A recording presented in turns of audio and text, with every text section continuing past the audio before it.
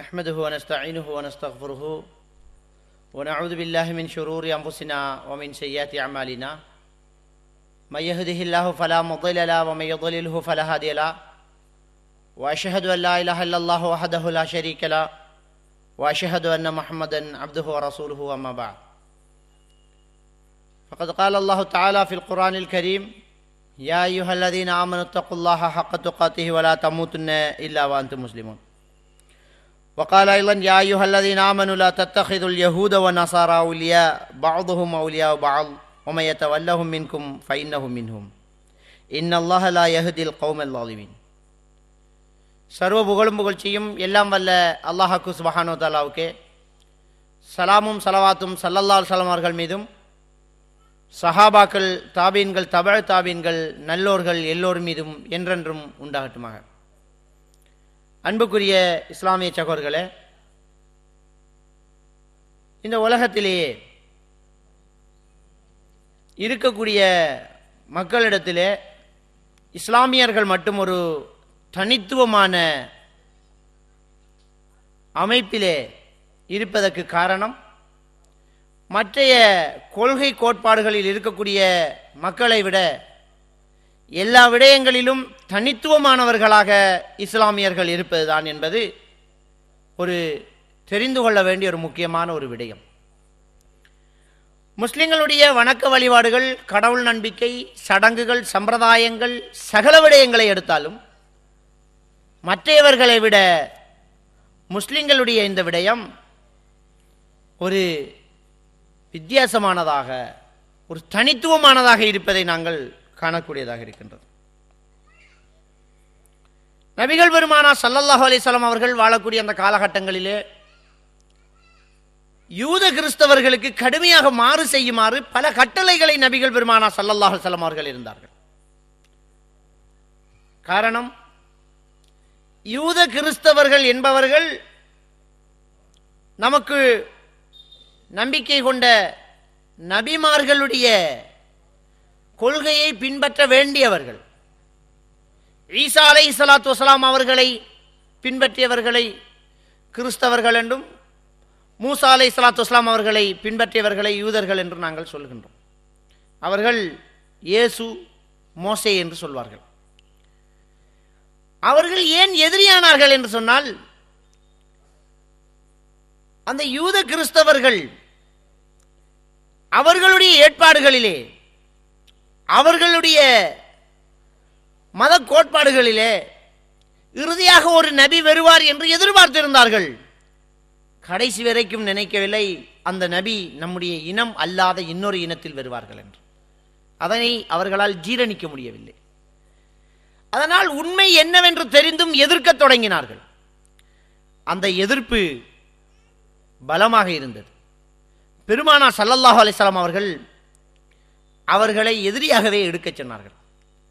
அல்லாஹ்வுக்கு சுப்ஹானஹு வ தஆலா அல் குர்ஆனிலே 5வது அத்தியாயம் 51வது வசனத்திலே சொல்லி காட்டுகின்றான், யா அய்யுஹல்லதீன ஆமனு லா தத்தகிதுல் யஹூத வன் நஸாரா. ஈமான் கொண்டவர்களே, நீங்கள் யூதர்களையும் கிறிஸ்தவர்களையும் உங்கள் பொறுப்புதாரிகளாக, நேசகர்களாக எடுத்துக்கொள்ள வேண்டாம். பஅதுஹும் அவுலியா பஅத். இந்த யூத கிறிஸ்தவர்கள் என்பவர்கள் தங்களுக்குள் முரண்பட்டு பிரிந்து போயிருந்தாலும் உங்களை எதிர்க்கின்ற விடயத்தில் அவர்கள் ஒருவருக்கொருவர் துணை நிற்பார்கள். சொல்லிவிட்டு அல்லாஹ் சொல்லுகின்றான், ஒமையத்தவல்லஹும் மின்கும் ஃபைன்னஹும் மின்ஹும். யார் அவர்களை பின்பற்றுகின்றார்களோ அவர் அவர்களை போன்றுதான், அவர் அவர்களை போன்றுதான் என்று அல்லாஹ்வுக்கு சுப்ஹானஹு வ தஆலா சொல்லிவிட்டு சொல்லுகின்றான், இன்னல்லாஹ லா யஹ்தில் கௌமல் ஸாலிமீன். நிச்சயமாக அல்லாஹ்வுக்கு சுப்ஹானஹு வ தஆலா அநியாயம் செய்யக்கூடியவர்களுக்கு நேர்வழி காட்ட மாட்டான் என்று அல்லாஹ்வுக்கு சுப்ஹானஹு வ தஆலா சொல்லி காட்டுகின்றான். எனவே இவர்களுக்கு மாறு செய்ய சொல்லி ஏன் இவ்வளவு கடுமையான கட்டளைகள் இருக்க வேண்டும்? இன்று வரைக்கும், நாளை வரைக்கும், நாளை மறுமை வரைக்கும் அவர்களை பின்பற்ற வேண்டாம் என்று கடுமையாக ஸல்லல்லாஹு அலைஹி வஸல்லம் அவர்கள் எச்சரிக்கை செய்தார்கள். ஏனென்றால் அவர்கள் பொறாமையின் அடிப்படையிலே தான் இஸ்லாத்தை நிராகரித்தார்கள்.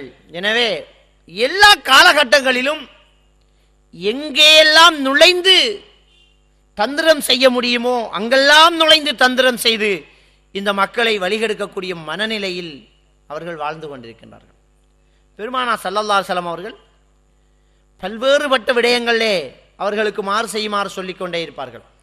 ஒரு முறை சொன்னார்கள், நபிகள் பெருமானார் ஸல்லல்லாஹு அலைஹி வஸல்லம் அவர்கள் சொல்லி காட்டுகின்றார்கள், யூதர்கள் அவர்களில் வயது வந்தவர்களுக்கு நரை விழுந்தால் அதை நிறம் போட்டு மாற்ற மாட்டார்கள், எனவே நீங்கள் உங்களுடைய நரைகளை மாற்றுங்கள் என்று ஸல்லல்லாஹு அலைஹி வஸல்லம் அவர்கள் சொன்னார்கள்.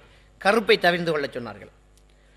எனவே நம்முடைய முடியோ தாடியோ வெள்ளையாக இருந்தால் அதுக்கு மருதோண்டியை போட்டு அதை கலராக மாற்றுங்கள் என்று ஸல்லல்லாஹு அலைஹி வஸல்லம் அவர்கள் சொல்லி காட்டுகின்றார்கள். மாற்றுங்கள் நீங்கள்.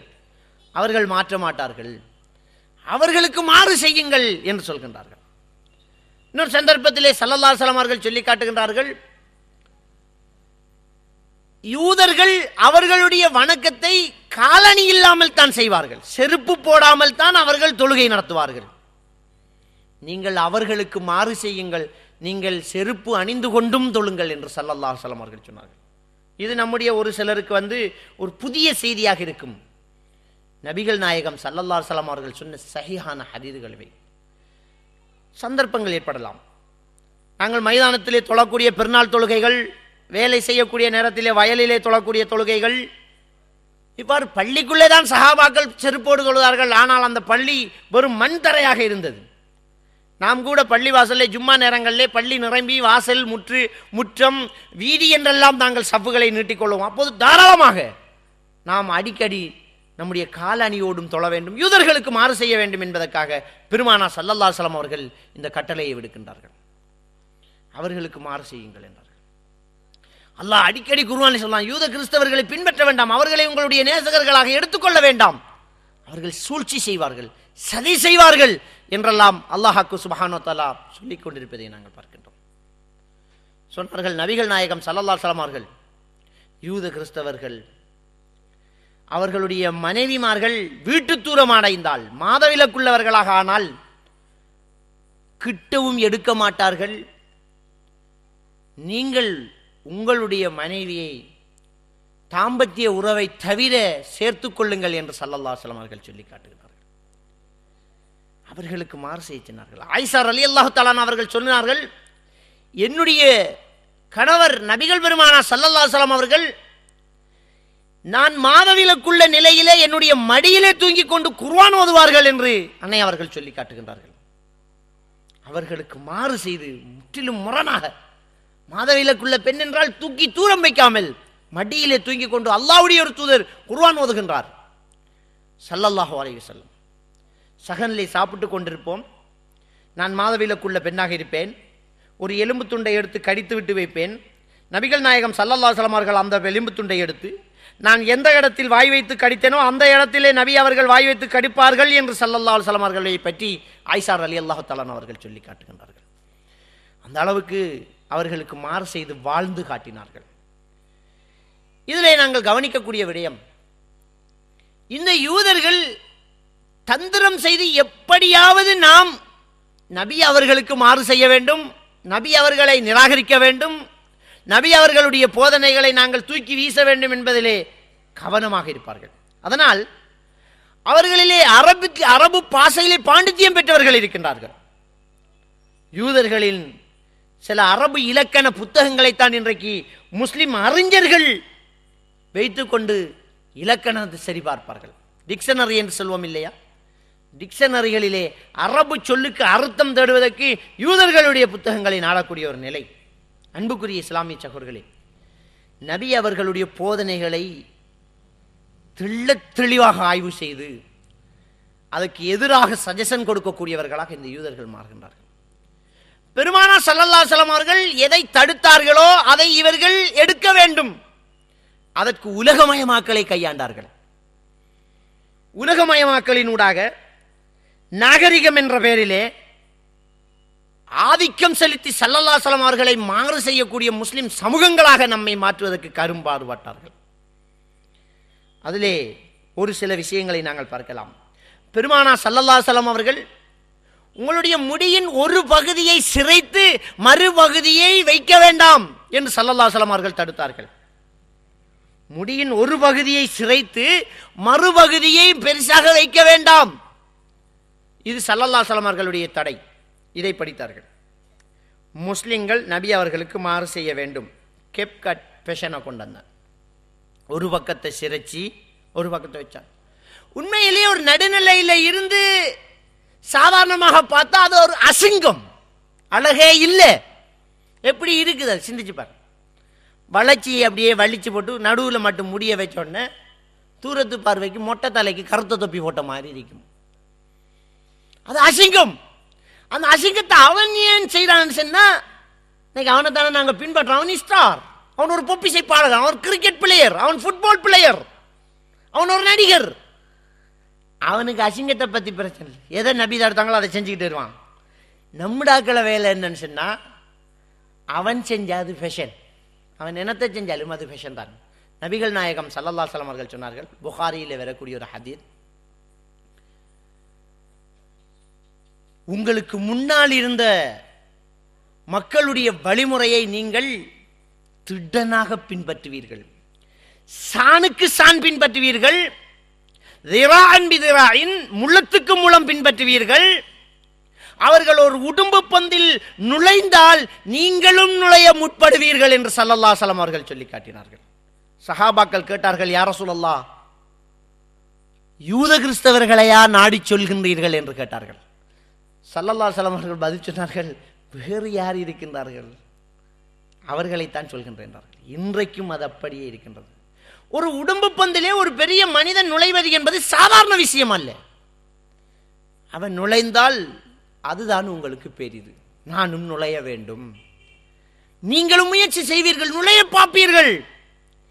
யூத கிறிஸ்தவர்களை பின்பற்றுவதில் இருக்கக்கூடிய சிரமங்களை எல்லாம் நாங்கள் தூக்கி வீசுகின்றோம், அசிங்கங்களை எல்லாம் நாங்கள் பொருட்படுத்துவது கிடையாது. கெப்கட்டு இன்றைக்கு நம்முடைய சமூகத்தில் எப்படி பேசுறாங்க, வெட்டுறாங்க தெரியுமா? பெரியவனோடு சின்ன பிள்ளை 1.5 வயசு பொடியனை கொண்டே சலுங்கடை கதிரையில கொண்டே வச்சு போட்டு வெட்டு கெப்கட். இது பாப்பாடை ஸ்டைல். பொம்பளைய சுபஹானல்லாஹ். இந்த பெண்களுக்கு இந்த டிவியில வந்த அந்த நடிகர்கள், டிவியில வந்த ஃபேஷன்கள், அது மனசில் பட்டு தாக்கஞ்சல். பொம்பளை புருஷனுக்கிட்ட சொல்லி விடுறாள், பிள்ளைய கொண்டு போய் கெப்கட்டு வெட்டிக்கு வாங்கோ. அந்த புள்ளோட கோலம் குறைஞ்சி பார்க்க இயலாது. எப்படி இருக்கு அந்த புள்ளை? கெப்கட் ஒன்று ஒழுங்கா மொட்டை அடித்தாலும் அழகா இருக்கும் புள்ளை, இல்லாட்டி முடிய வச்சு அழகா இருக்கும். ஒரு பக்கத்தை சிறை சுட்டு போட்டு ஒரு பக்கத்தை வச்சா எப்படி இருக்கு? இலிகடிச்ச தேங்காய் பாதி மாதிரி. இவ்வளோ ஒரு அசிங்கத்தை நாங்கள் இன்னைக்கு ஒரு அழகா எடுத்துக்கிட்டு இருக்கிறோம். காரணம் என்ன? நபி அவர்கள் தடுத்தத்தை நீங்க செய்யணும். நீங்க செய்யறதா இருந்தால் நாங்க செய்வோம், நாங்க செய்யறதா இருந்தால் ஸ்டார் செய்வார், ஒரு நட்சத்திரம் செய்யும். செய்தாங்க. பெருமானார் ஸல்லல்லாஹு அலைஹி வஸல்லம் அவர்கள் இறுக்கமாக ஆடை அணிவதை தடை செய்தார்கள். இறுக்கமாக ஆடை அணிவதை தடை செய்தார்கள். உடனே பார்த்தான், ரைட், உங்களை எல்லாம் இறுக்கம் அணிய வைக்கணும். அவன் வந்தான், கிரிக்கெட் பிளேயர்கள், நடிகர்கள், டான்ஸ்காரர்கள் வந்து போட்டான்னு உடுப்பு தச்சு போட்டு போட்டானா, போட்டு போட்டு தச்சானான்னு ஒரே டென்ஷன் ஆகிருக்குது. இன்றைக்கி நம்மளோட பிள்ளைகள் போட்டுக்கு போகிறானுகள். அநேகமாக அந்த ரவுசரை கலட்டுறண்டா இன்னொரு ஆளை உதவி தேவைப்படும். ஒரு ஆள் காலை பிடிச்சி ஓடும், டிஷர்ட்டை கிளப்ப இயலாது. என்ன செய்கிறானுன்னு தெரியல. இறுக்கமான உடுப்பு நபி அவர்கள் தடுத்தாங்க, அதை நீ செய். காவி நிற உடுப்பை தடுத்தாங்க, அதான் ஃபேஷன். காவி தான் பயங்கரமான கலாட்டா கலர். ஆணுக்கு பெண், பெண்ணுக்கு ஆண் ஒப்பாகுவதை ஸல்லல்லாஹு அலைஹி வஸல்லம் அவர்கள் தடுத்தார்கள். இன்னைக்கு போனோம்டா ஆம்பளைகள் எல்லாம் காதில் மின்னியும் கழுத்தில் மாலையும் காப்பும் முடிய வச்சு பூல்வு காட்டிக்கிட்டு ஆம்பளைகள் போறானுகள். பொம்பளைகள் போறாளுகள் சார் டைம் எத்தனைன்னு கேட்டு போட்டு தான் பார்த்தா பொம்பளை பிள்ளை. அப்படி பொம்பளைகள் இப்படியே கரைஞ்சிக்கிட்டு வருது. சரி, இது கொழும்பு வழியே சிங்களவன் தான் போறான்னு போனால் நம்மளோட ஊரில் பிள்ளைகள் இங்கே வல்லாம வெட்டி கடலுக்கு போய் வேர்வை சிந்தி கோபிசத்தில் ஏறி ஓடு கவுட்டு உழைச்சி காசு எடுத்து பிள்ளைய கொழும்புக்கு அனுப்புகிற கோர்ஸ் முடிக்க சொல்லி. கோர்ஸ் அங்கே என்ன கோர்ஸ் முடிக்கார்? கொண்டை கட்டுற கோர்ஸ் முடிக்கார். கொழும்புக்கு போய் பார்த்தா ஊர் என்னையாம், நின்ற ஊராம், கலிசனோட வந்து